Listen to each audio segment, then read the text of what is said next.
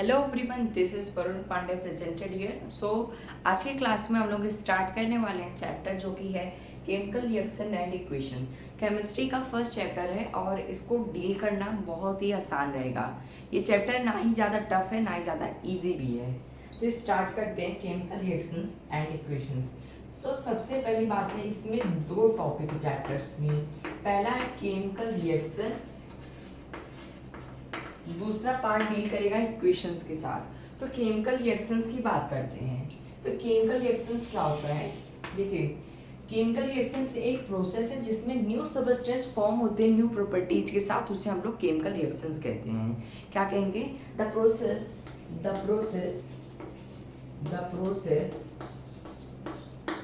In which new substance is form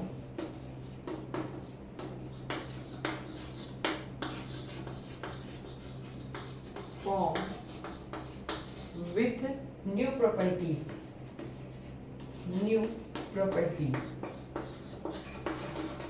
अब देखिए chemical reaction एक प्रोसेस है जिसमें न्यू सबस्टेंस फॉर्म होते हैं न्यू प्रॉपर्टीज के साथ। अब देखिए बाय एग्जांपल हम लोग बहुत अच्छे से ही समझ सकते हैं। पहला एग्जांपल हम लोग ले सकते हैं कि जब H2 गैसियस स्टेट में होकर ऑक्सीजन के साथ रिएक्ट करता है तो H2O बनता है। क्या बनता है? H2O, जिसे हम लोग क्या कहते हैं, लिक्विड स्टेज में होता है वाटर।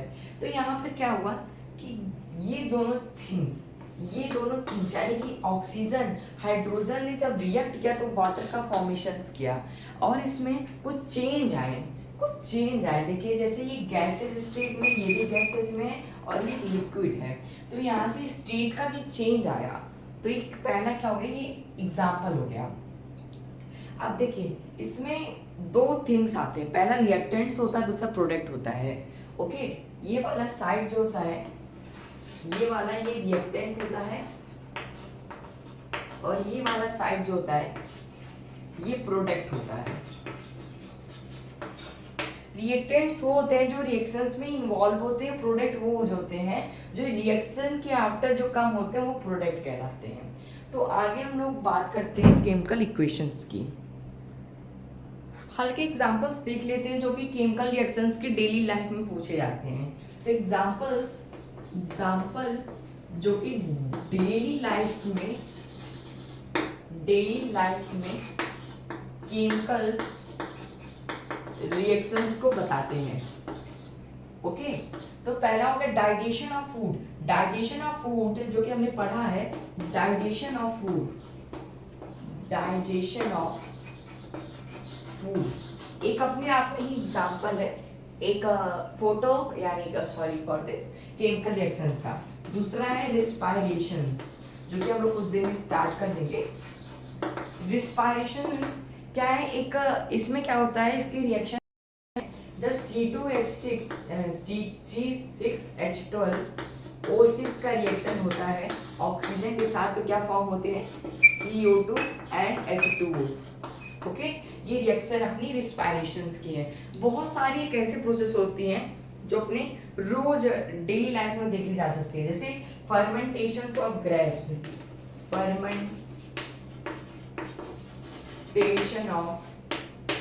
यानी कि ग्रेप्स का सड़ना, अंगूर का सड़ना जो कि शराब बनने में प्रोसेस होता है।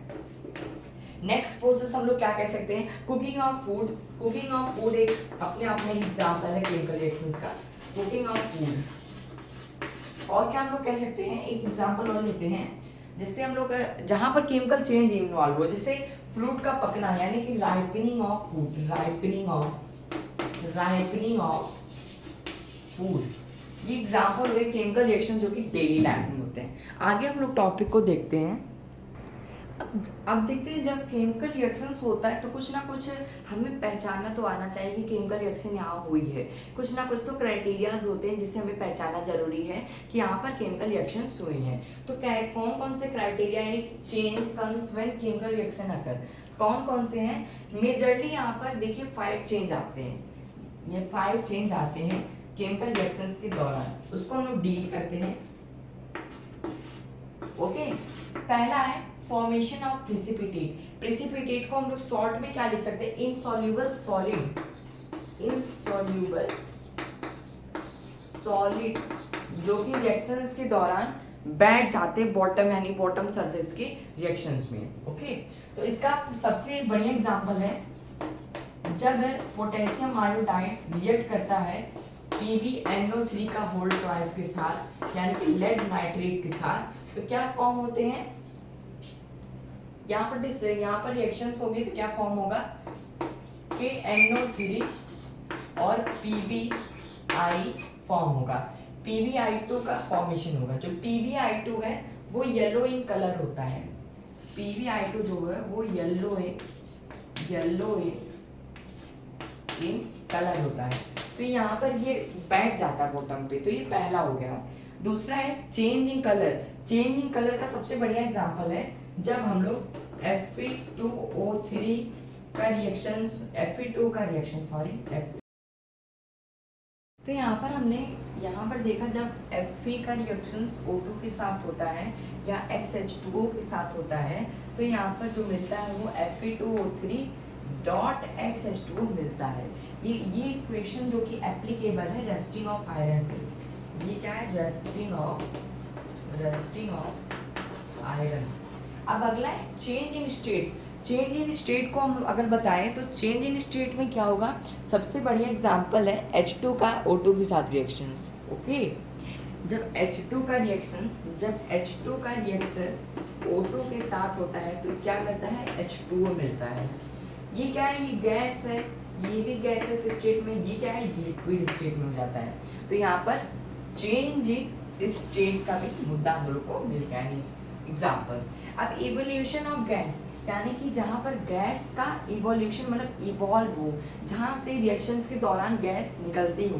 जैसे बेस्ट एग्जांपल है Zn प्लस HCl। तो यहाँ पे क्या होगा, रिएक्शंस के बाद ZnCl2 बने और हाइड्रोजन गैस इवॉल्व होगी। ये कुछ इजी एग्जांपल, और यहाँ से ये जो सारी रिएक्शंस हैं वो प्रीवियस ईयर क्वेश्चंस में पूछी गई हैं। अगला है change in temperature. Change in temperature में एग्जांपल तो लिखवा दे रहे हैं, लेकिन इसको बहुत डिटेल में डिस्कस करेंगे जब हम लोग का रिएक्शंस चलेगा। चेंज इन टेम्परेचर का बेस्ट एग्जांपल है वो है जब कैल्शियम ऑक्साइड H2O के साथ रिएक्शन करता है तो कैल्शियम हाइड्रो ऑक्साइड यानी कि स्लैग लाइट का फॉर्मेशन होता है। इन सब रिएक्शंस भी आगे भी डिस्कस होंगे। तो आज के इस लेक्चर्स में हम लोग देखा कि क्या क्या पहला तो हो गया कि केमिकल रिएक्शंस होते क्या हैं, केमिकल रिएक्शन होते क्या है। दूसरा कि चेंज क्या आते हैं केमिकल रिएक्शंस के दौरान। हमने 2 टॉपिक कवर किया। नेक्स्ट लेक्चर में ट्राई करेंगे बैलेंस अनबैलेंस केमिकल रिएक्शंस को कवर करने को, यानी इक्वेशंस को, राइटिंग ऑफ इक्वेशंस देखेंगे और बैलेंस अनबैलेंस केमिकल रिएक्शन भी देखेंगे। उसके बाद हम लोग आगे के टॉपिक्स को पढ़ते जाएंगे। Thank you for watching. Thank you.